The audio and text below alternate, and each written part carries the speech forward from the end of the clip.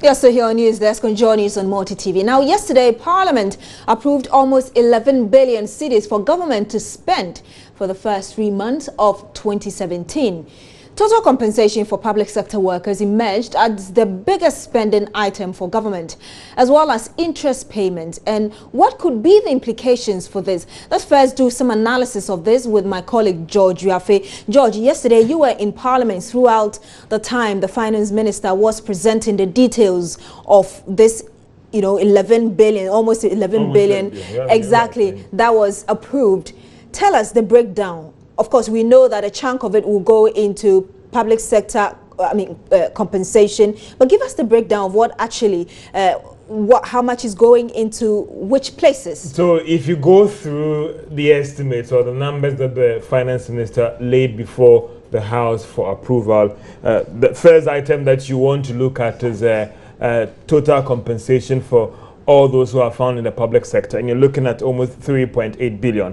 Now, the next biggest item again is those grants that you extend to other government units, and that's about almost 2.3 billion Ghana cedis. Now, you come to interest payment. Now, government has borrowed. So, government has borrowed over a 10-year period, or maybe you borrowed even this year. Every month, you need to set some funds aside to the person who has borrowed you that money or that creditor. So when it comes to interest payments for all our loans, you're looking at the first half of next year or first quarter of 2017 to pay almost 1.8 billion Ghana cedis. Then you come down to amortization that has to do with loans that are due to be paid. You're looking at almost 773. Let's come also to let's talk about capital expenditure. You're looking at 1.2 billion Ghana cedis, and then goods and services 164, and then non-fund, non-road arrears also 518. So these are the basic items that you see that government is projecting. And basically, when the Finance Minister goes to Parliament, he's just going there to give this policy direction and then policy that they will announce for the year. But basically, as we speak right now, there's a framework for the budget from I think 2014, 2019. So in terms of what government is supposed to spend every quarter, the framework is already there. And that's why earlier on we were doing that projection of between 10 to almost 12 billion being the mark. But government scaled it down to settle on the almost 11 billion that he announced yesterday. So there's a framework to it, and you're making projections that this will happen, that would happen, that would happen. So these funds need to be up. Because when a new administration takes over from January 7th, they need approval from Parliament. They need to get that legal backing to even draw a PESOA from the consolidated fund. And of course, this framework you're talking about, you are also factoring in the IMF, agreement or deal that we have already. And obviously, because somewhere even for some projections, they even thought the government should have announced about 15 billion Ghana cedis. So the fund program is trying to rein in on expenditure, and that's why even from the earlier projection of about 12 billion, it was reviewed downwards to about 10 billion. So George, those things will actually guide the expenditure that government wants to undertake and all those. That's why you're seeing this. But basically, why is the minister doing this? This is not a budget. It's just numbers that he's submitting to Parliament to tell them that whoever takes over the administration from January 7th, this is what we're looking at, the amount that he's likely to spend. Therefore, approve this estimate for us, so that if Beatrice becomes the finance minister come January 7th, you have the approval to draw from the consolidated fund. I will come to you shortly. Let's get on the phone lines and speak to Professor Peter Quartey to give us more analysis on this. Good morning to you, sir. Thank you for joining us. Good morning. Now, we just heard from our colleague George. You are giving us the breakdown of this, and obviously a chunk of the money is going into paying of interest for loans that we have taken, as well as compensation for public sector workers. Does it sound like robbing Peter to pay Paul kind of thing, where you're not putting the money into something that will bring you profit? Yes, certainly so. But then, if you look at it, it's something that is not just popping up. That has been the trend. We spend so much money paying for salaries and wages, compensation, etc. So it is not new. this is where we find ourselves, especially after the single spine wage salary structure was implemented. We find that over 50 to 60% of our total revenue goes into wages and compensation. But also, it is quite worrying that we are spending so much money paying for servicing our loans, and if we are not careful, if we do not invest this money into productive ventures, in the next 10 to 15 years, we'll really have ourselves to blame. Professor Quartey, this is not the first time we are getting here. Why do we always have to get here, paying interest on loans and salaries? Is it a matter of poor planning or mismanagement? Well, I think some of the borrowing that we have undertaken, we have not been very prudent in terms of investing them into very productive activities that would generate resources for us to be able to repay some of these loans. So gradually, we continue to accumulate more debt. We borrow to pay off old loans and continue to borrow. But actually, what you should be doing is to borrow to invest so that you can repay. But if we borrow to repay old or existing debt all the time, and we are not generating enough revenue to pay some of these loans or debt, then we find ourselves in this situation. Now, borrowing is a bad thing. To borrow is not a bad thing at all.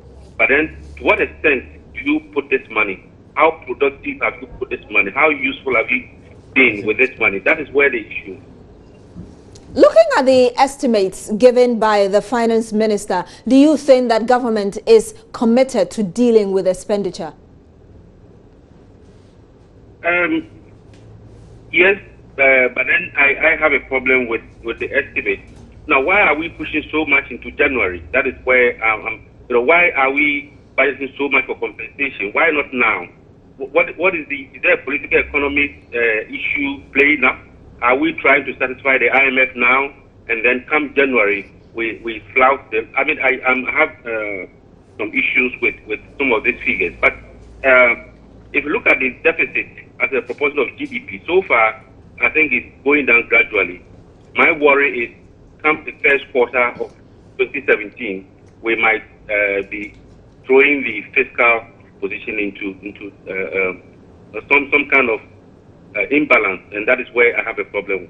Okay, so your problem is, I remember that when we had the IMF program, I think middle of this year, we were talking about, or the IMF was talking about the need for government to mind its spending, especially because it is an election year. And so your concern, if I get you correctly, is that government could be pushing this to January because of, what the IMF told us earlier regarding this election year.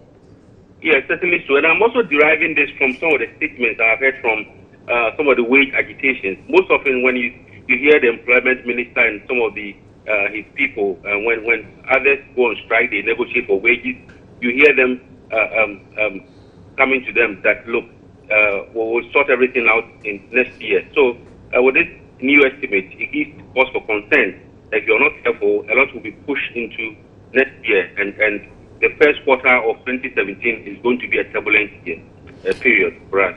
Thank you very much. We'll end it here. Professor Peter Quartey is an economist. I'm still joined in the studio by my colleague George Afi. George, let's wrap it up. He's expressed some concern about the estimates that the finance minister presented to Parliament yesterday. But looking at the rest of the months ahead of 2017, do you think that it could have a way to affect the rest of the months negatively? What we've seen right now are estimates from January to March. If there's a new administration, I mean, even whichever party wins, there will be a new administration, a new government from January 7th. We're going to have a proper budget from March. Let's see what will be the policy approach, whether that person or that administration will be trying to cut down on expenditure, or they're also going to spend so much. But as an indication, there's cause for concern. Does it mean that this compensation or what they are setting aside for any government that takes over to deal with payment of salaries has been they've factored in the recent increase in wages and salaries, and also when it comes to the base pay and all those things? Does it also mean or feed into that speculation that there could be some staff redundancy next year, and therefore some funds need to be set aside to take care of that one. But again, in such circumstances, you always want to work with the upper limit or the upper bracket rather than going for a low figure, because if Parliament appropriates or approve a figure for you, they can spend beyond that. So do you want to present, even if you know that here, maybe in your company, because you have about 10 workers and normally you pay them every month, maybe like 10 million Ghana cedis. In submitting a budget for approval, you want to maybe submit like 15 million Ghana cedis to take care of any eventualities.